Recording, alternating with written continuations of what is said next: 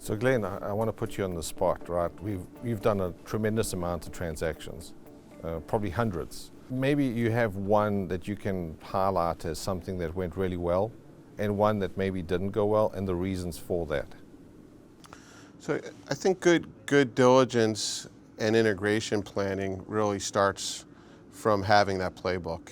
And I think the instances where I've seen organizations really excel is they're focused on the key deal issues and don't get caught up in the minutia, because speed's important.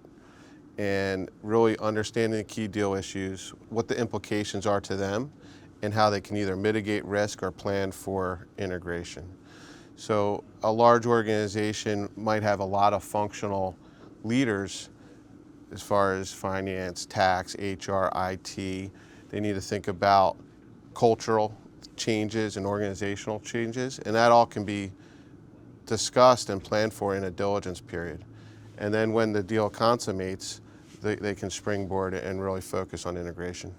Deals that might not go well is simply not planning. I've seen deals that have not had successful exits, and the deal gets delayed because they really haven't organized for the buyer to come in and really understand their business.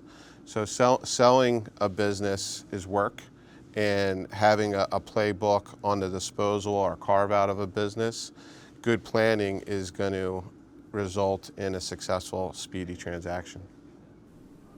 And back to you, Adrian, like talking about the transformation advisory work that you're doing, can you name an example of a success story where you've participated and supported a client to enhance their back office and processes? And how has this evolved into a successful outcome or improved proficiency of their services? Yeah, absolutely. We had a client, it was a physician practice group. They also owned ASCs, and they were looking to enhance their back office, to your point, and get ready for the deal. And so for them, we came in and helped them with automating things like how they reconcile cash, how they record revenue and make sure that that's correct and accurate so that they could have good numbers. We also looked at their revenue cycle practice and streamlined it, looked at the overall organizations, but also the metrics and how they're working the accounts to get paid faster and reduce their days in AR.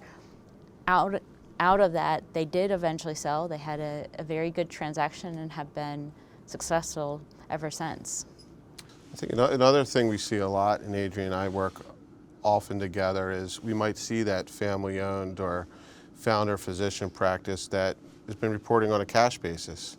And cash and tax basis is sufficient, but when they're professionalizing the business for scale, they need to be on an accrual. And some basic accounting and getting some processes in place and procedures is a place that the investment is needed, and the focus is really accelerating the growth. So the business operators can focus on the business, and the accounting is taking care of itself. Absolutely. The revenue piece is always the hardest part for a lot of folks, and if you can get that right, it just makes it a lot smoother and also makes it easier for the next transaction and deal as well. Yeah.